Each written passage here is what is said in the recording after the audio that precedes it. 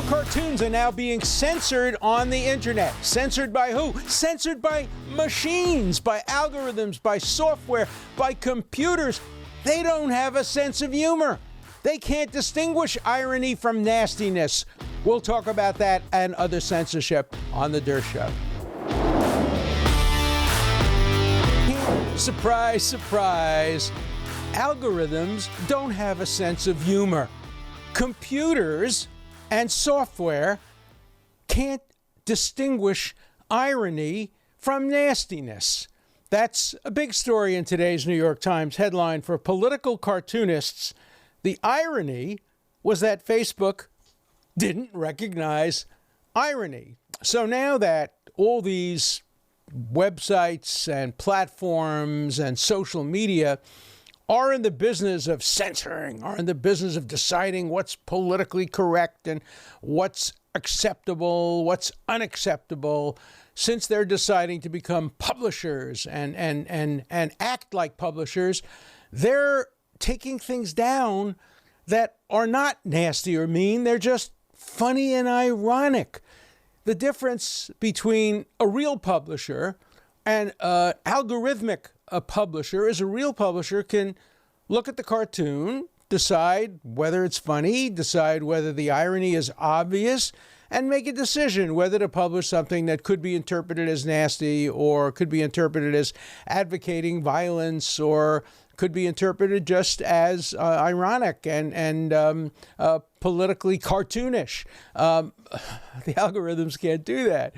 Algorithms are smart. They can beat us in chess. But they're not Groucho Marx. Sorry, they're not George Burns. They're not Seinfeld. They're not Larry David. They don't tell jokes. I've never seen a funny algorithm. I've never seen an algorithm that can distinguish between something that's intended as humor and something that's not. Look, I get into a lot of trouble with my own family because I say things which I intend as humorous, particularly word games. I love word games. I love fooling around with words. And some of my family members just don't get it. They don't get the irony. They don't get the humor. They think I'm being nasty. I'm not. I'm being funny. Maybe I'm not funny, but I'm trying to be funny. I don't intend it as anything other than humor. When I hear a word and if I can come up with another word, I learned it from Groucho Marx. And he was fantastic with wordplay and humor and his writers. And so, political cartoons going back to Thomas Nast, when this great political cartoonist in the 19th century brought down the Tweed Gang by his cartoons. Today, he'd be banned. He'd be banned on Facebook. He'd be banned on Twitter. He'd be banned on Instagram. And the New York Times article has case after case of being banned, of cartoons being taken down when the cartoons were simply ironic or humorous or subtle or nuanced, not the specialty of computerized censorship. So we have a double problem now. A, we have censors, but B, the censors aren't always human, and so they over-censor. Now, look, you'll say, of course the algorithms are human. They're put in there by human beings, but human beings aren't smart enough yet to create algorithms that distinguish between humorous and nasty, ironic and serious. So we get the double impact of censorship. Human censorship is bad enough, but computer censorship may even be worse. Look, things may slip through, too. Computers don't catch. They focus on words, on word combinations. But it's very easy, if you know what the algorithm is, you can still be nasty and violate all the rules and all the intended rules of the social networks without falling into the trap of using their words. I'm sure there are people out there who specialize in figuring out how to get around the censorship of the social media by not using the words that generate censorship from the algorithms. So it's a double-edged sword. Computerized censorship both over-censors and under-censors, and that's what happens when you substitute machines for people. I was once invested in a company, probably the only company that ever lost money on computer investments, and it was called thinking machines. It could have been sold to IBM, but the people who were running it said, no, we'll make more money, and it went bankrupt. But thinking machines, it was such a clever title. That's why I invested. Thinking machines. But it turns out machines don't think. They don't laugh. They don't smile. They don't use wordplay. That's why none of us want to be married to a computer or want to live with an algorithm. We want to live with human beings who get it, who could look at the smile on our face when we say something. You can use the exact same words, and if you smile when you say them, it has a different meaning.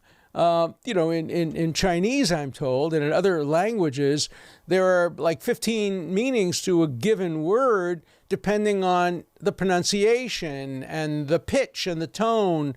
In English, too, there's an old joke that goes around. Apparently, it's based on a true story, that a linguist was lecturing at Brooklyn College, which, was in New York City.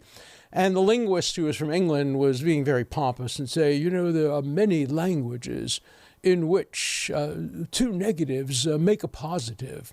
But there is no language in which two positives make a negative. And a voice from the back of the room with a thick Yiddish accent says, yeah. Well, of course, yeah are two positives. But when you say it as yeah, it means no way. So, humans have such a subtle way of expressing themselves that machines can't ever catch up. Chess, yes. Humor, no. And so this is part and parcel of the rabbit hole we're going into with censorship. We're getting now censorship of political cartoons. Now, to their credit, when Facebook was alerted to the fact that it was a cartoon, no, they didn't mean it. They weren't advocating violence. They were mocking those who advocate violence. They withdrew the censorship and they put the cartoon up, maybe too little, too late. But they've taken down many cartoons. They've taken down jokes. They've taken down attempts at other forms of humor.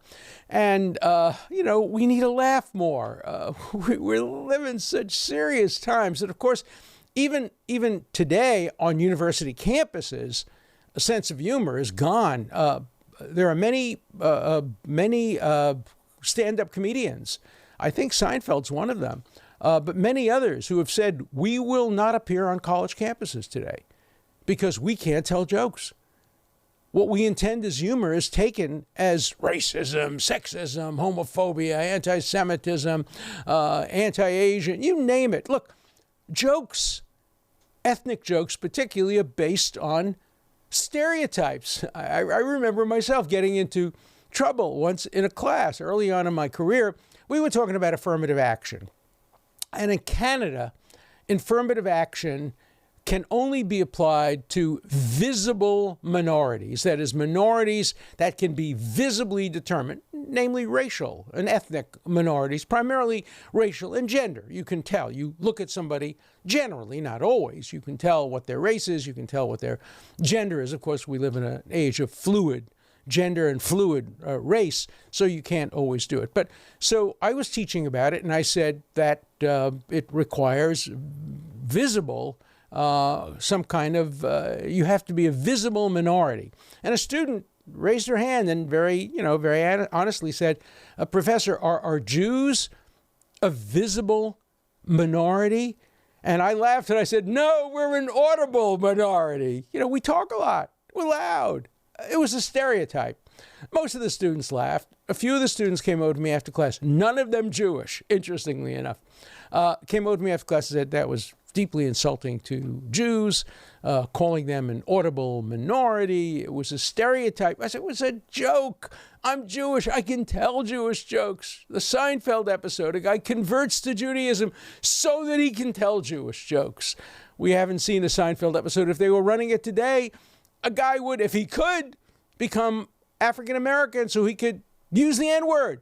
That's not funny, but that would be something that I imagine Larry David would do or say. Remember, it was Larry David who had an episode well before the Meghan and Harry interview in which he deals with somebody who's having a mixed race child. I don't even know if I'm allowed to say mixed race. I guess you can't. A mixed race child. And Larry David, before Oprah, in a humorous way, turns to the people and say, well, what shade would the person be? What shade do you want? You know, today we can't joke about things like that. Back in the day, you could joke about things like that. And so this kind of political correctness, cancel culture, is now applying to humor. It's now applying to cartoons. It's now applying to ethnic jokes. I don't want it to apply to ethnic jokes. Tell all the Jewish jokes you want. Stereotype Jews. Don't do it in a mean, nasty way, and don't use, racial epithets, and don't generalize that Jews control the world and any of that kind of nonsense. But tell jokes about us, sure. Why not? We have a good sense of humor. We can laugh. Everybody should be able to laugh at themselves. And it always depends. It's like Justice Potter Stewart once said about pornography. He says, I can't define it, but I know it when I see it. If somebody tells me a Jewish joke, I can't tell you in advance whether I'm going to think it's nasty or whether I'm going to think it's well-intentioned. But I know it when I see it or when I hear it. Somebody tells me a good Jewish joke, I'm going to laugh and I'm going to praise it.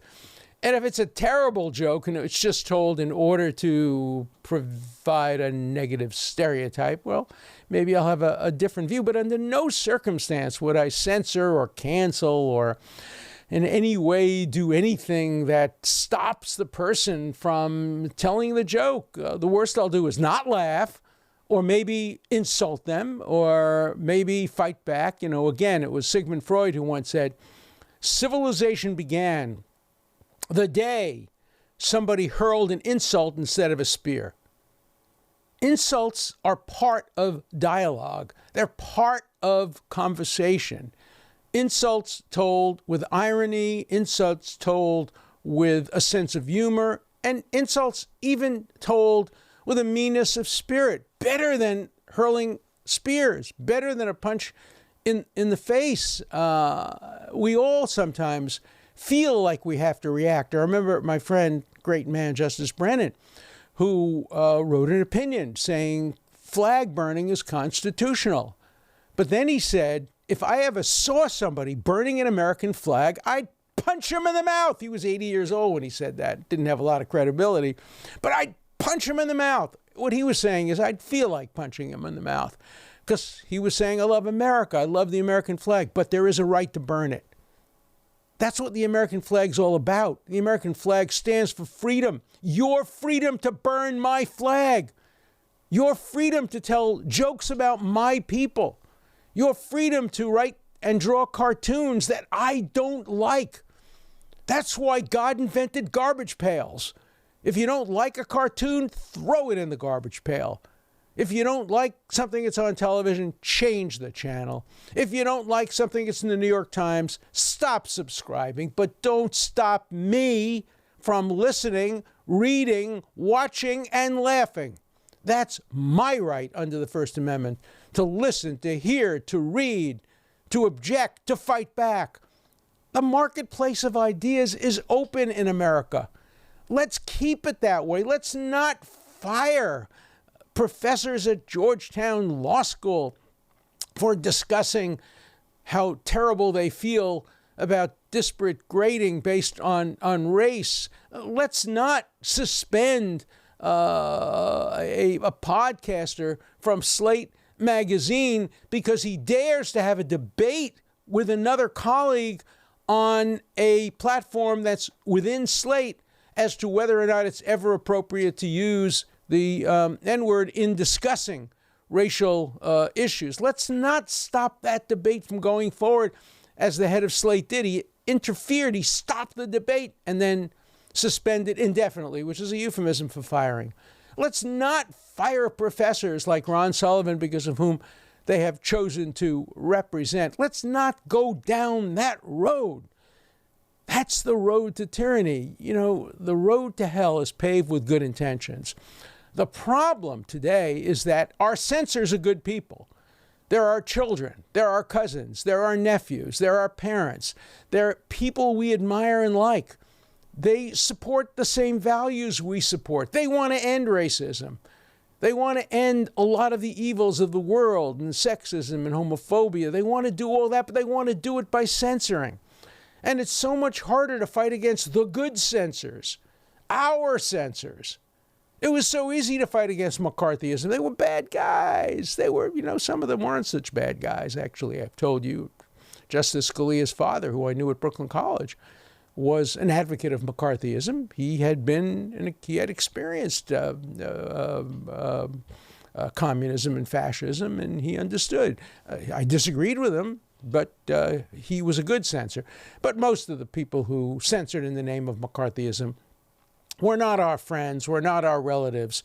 Today it's our friends, our relatives, our colleagues who are doing the censoring. As Pogo once put it, in a political cartoon, we have seen the enemy and he is us. And we have seen the censors, and she is our daughter. We have seen the censors, and she is our niece. We have seen the censors, and he is our close friend who we've known for 70 years. We have seen the censors, and they're our colleagues, work colleagues. So it's much, much harder to fight that kind of benign censorship. But it was Justice Brandeis, one of the most brilliant justices who ever served on the Supreme Court, who said the greatest dangers to liberty lurk in people who are well-intentioned, but without understanding. The road to hell is indeed paved with good intentions, and the road to censorship today is being paved by good intentions. It's also being paved by machines, by algorithms, by robots. Do we really want to turn our First Amendment over to robots? That's really a key question. And so let's continue to talk about censorship. The Dershow is going to be censorship central. No act of censorship is going to escape our criticism, our focus, our concern, and your questions. So let's hear your questions on censorship, on cartoons, on sense of humor, on irony. Make a call. Make it funny if you want. Use humor. That's fine. But call in and let me hear what your views are on the Dershow.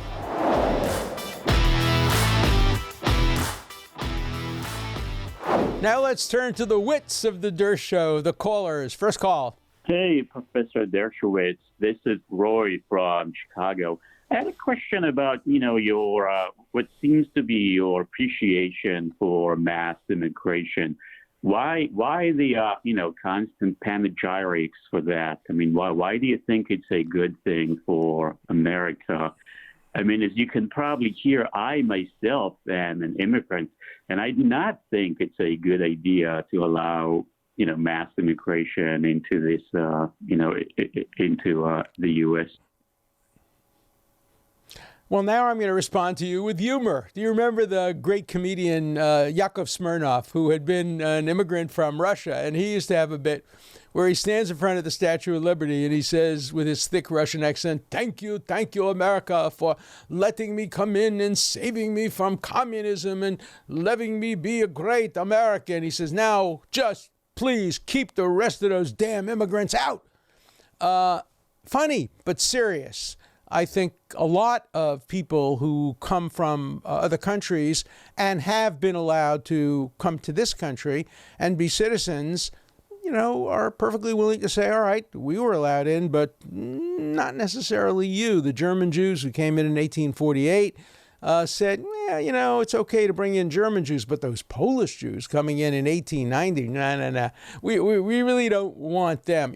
Sure, we loved Irish people coming into the country, but Mexicans, and President Trump played into that when he talked about S-hole countries, suggesting he would prefer certain kinds of immigrants to other kinds of immigrants. Look, we all prefer individual immigrants who will contribute something to this country, but you can't generalize about where people come from. When Jews came from Poland in the 1890s, they were regarded as the lowest of the low. They came from an S-hole country. They had no education. They had low IQs. Yeah, their children and grandchildren won Nobel Prizes. As Justice Ginsburg reminded us, the difference between a bookkeeper in the garment district of the Lower East Side and a Supreme Court justice is one generation. And I've said, in my own case, the difference between a bookkeeper on the Lower East Side, my mother was that, and a Harvard law professor is one generation. So when we bring in immigrants and welcome them without any education and on poverty, sometimes on welfare, their children, their grandchildren can save America. So I'm going to continue to support immigration of individuals based on the quality of their character, to paraphrase Martin Luther King, and not on their country of origin. Hi, Alan. This is Jack from New York. I was calling because I saw you in the Woody Allen documentary, and I was wondering if you had any thoughts or opinions. I watched all the evidence, and I looked at everything. I just cannot not believe this girl. I believe her. All the evidence points to that he did this. The evidence is right in front of my face. I can't deny it. So I'm just wondering if you had any thoughts or opinions on the matter, because I think it's a very, very, very sensitive subject for a lot of people, and it hurts me. If any of you saw the documentary, you'll imagine why I was outraged at me being in it. They simply showed me on television, and they had me say nothing. Maybe they just edited it out because they didn't like what I said, but they just showed my face on television, implying that I had taken a position and a point of view without saying what my point of view was. It was just as if, oh, well, Dershowitz commented on it as well, but without expressing what my point of view was. I was Mia Farrow's lawyer. I represented her. I tried to resolve the matter. I tried to settle it. I tried to prevent the whole issue from becoming public because I thought that would be in the best interest of everybody involved, of the children, of Mia Farrow, even of Woody Allen, who I was not representing. Now, unfortunately, as I've said before, I will answer every question I can, but I can't answer your question because I was Mia Farrow's lawyer, and I don't think it would be appropriate for me to comment on whether or not the charges were true or false. I have an opinion on it. My wife has an opinion on it. We actually met with the daughter on, I think it was the day after the alleged event occurred. We talked to her. Mia Farrow asked me to come down to Connecticut to be her lawyer, but I'm not going to comment any further. I think I would leave it to people to make their own decision, and also to make their own decision as to whether the presentation was biased, one-sided, fair, or unfair. Again, I have my views on all of these issues, but when you've been a lawyer for a client, even though this was, 30 years ago, almost 30 years ago, that I don't feel free to express publicly my own views on these difficult and sensitive matters. So I'm taking a pass, sorry. But any other question, anything I can answer that's not based on lawyer-client communications or privilege or general prohibitions on lawyers who have been involved in a case, I'll be happy to answer. Hey, Mr. Dershowitz, my name is Dennis.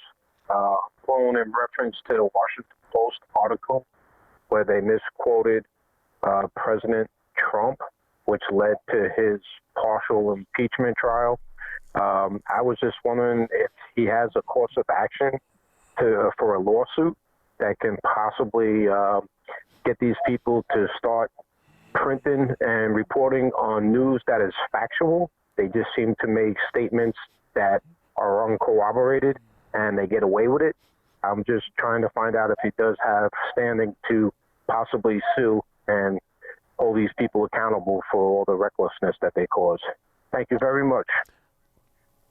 It's a great question, and really an open question under the First Amendment, and a question that may be resolved in my own lawsuit. I'm suing CNN because they doctored a tape and took out two crucial words. I said that a president could be impeached if he did anything unlawful or anything illegal, and even if he did it to get himself reelected as president. They took out the words and had me saying a president can do anything to get reelected, and then had commentators say, even if it was unlawful or illegal, knowing that I had said exactly the opposite. So I'm suing CNN for doctoring the tape. Many other media have done that with two of President Trump's speeches.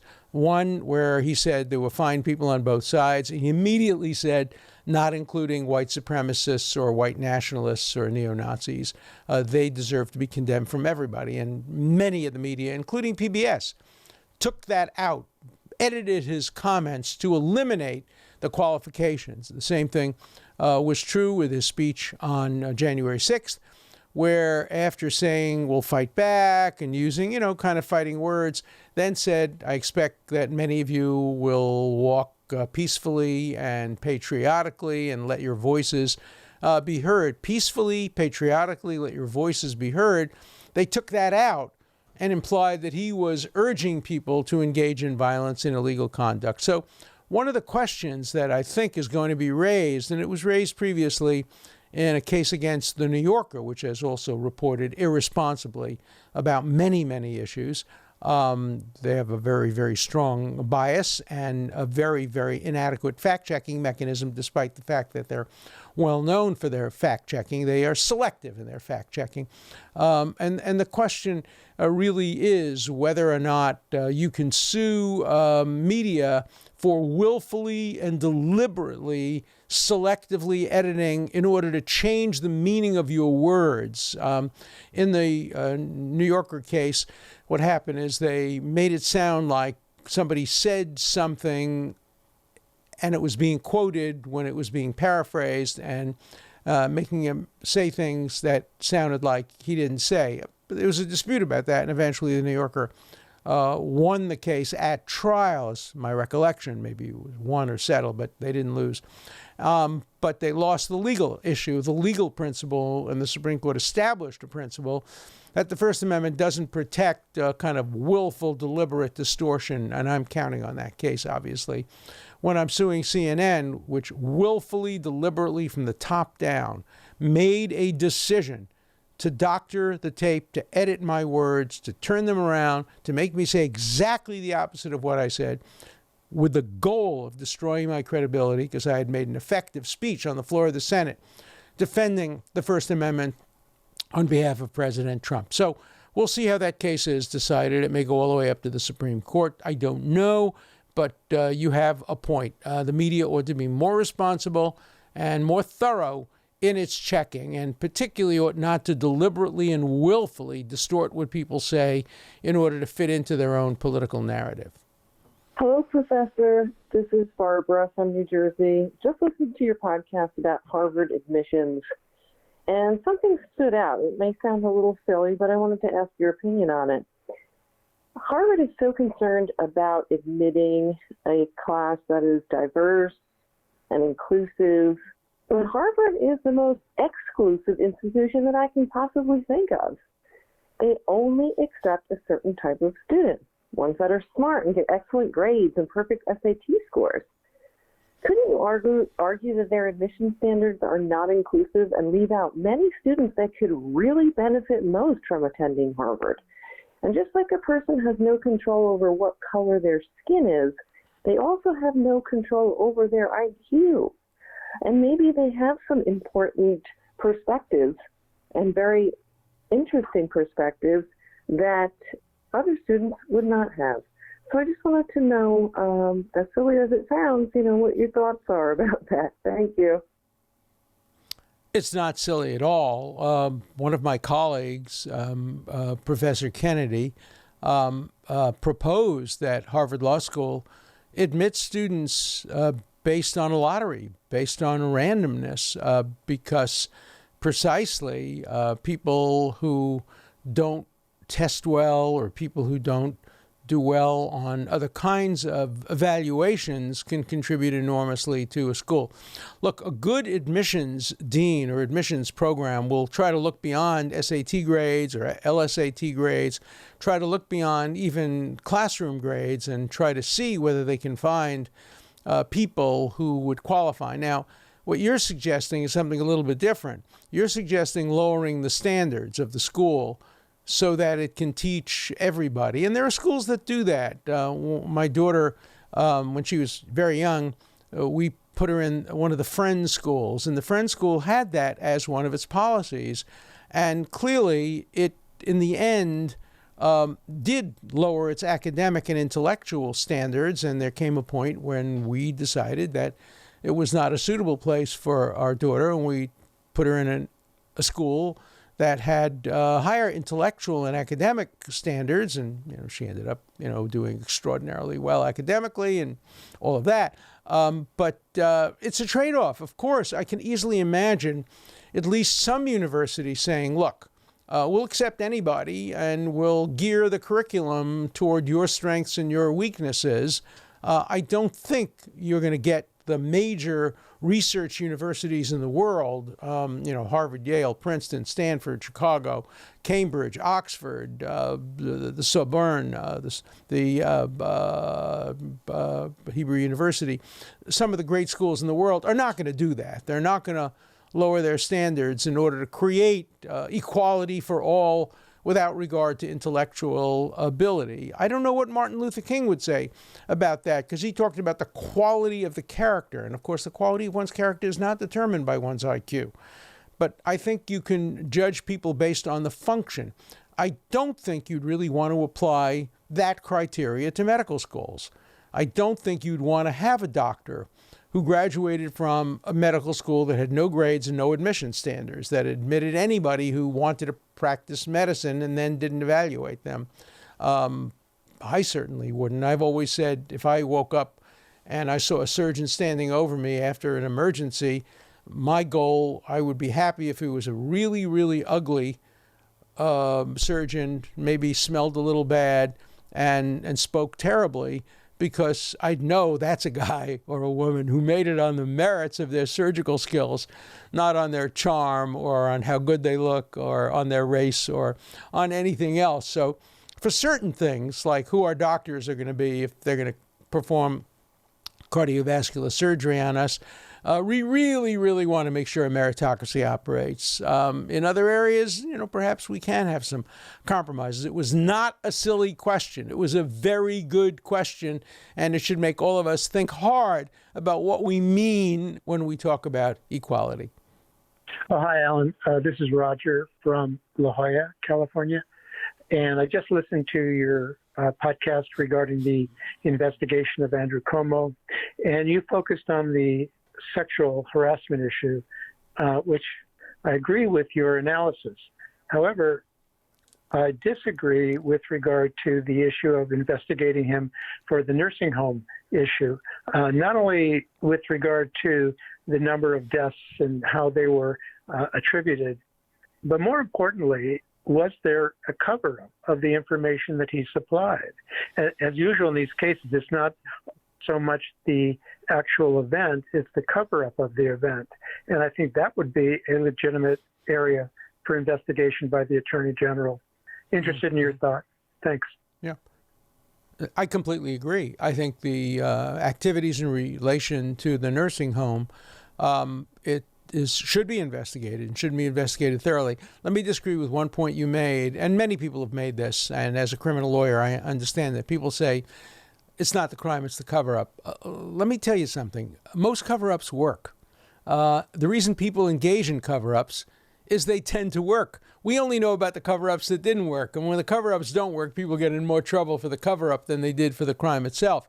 But the reason people continue to cover up is because cover-ups work. I'm experiencing this myself now with the false accusation against me and the people on the other side trying to cover up everything. They want to suppress everything. They want everything in secret.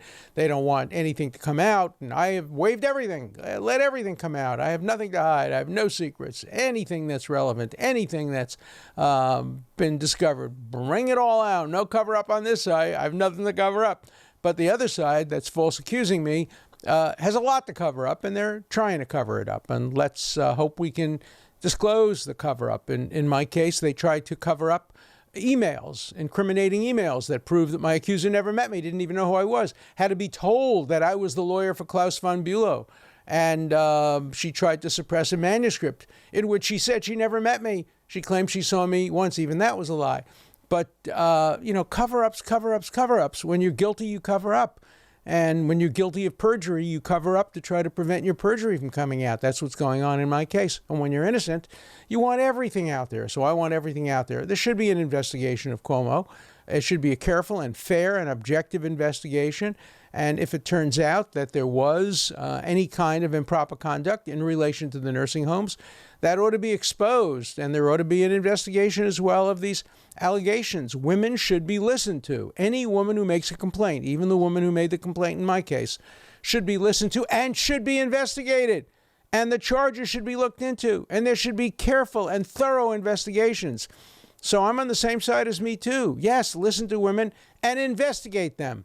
Where we disagree, maybe, is don't believe anybody based on their gender alone. Just make sure the evidence is there to support it.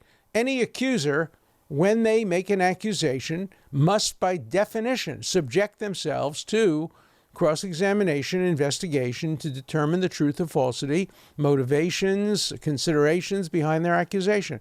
That's what due process is all about, and that's what the American system of justice must be about. Hey, Alan, how are you? Bob from Suffolk County, New York. Just want to say, first of all, Alan, that I think you're becoming one of the extinct lawyers of your type, where you don't let your political views get in your way. You look at the law as the law. I think that's fantastic. My main question is on the Second Amendment. Feinstein is looking to ramp down now, banning what they call assault weapons, which are semi-automatic rifles, and this H.R. 127 bill. My question is how far could individual states go under Constitution laws of being independent with their own gun laws according to the Second Amendment? Thanks, Alan, and have a good day. This is a very, very hard question. The Second Amendment talks about a well-regulated militia being necessary. I interpret those words to mean that anybody who wants the gun is subject to being well-regulated. The Second Amendment doesn't give you willy-nilly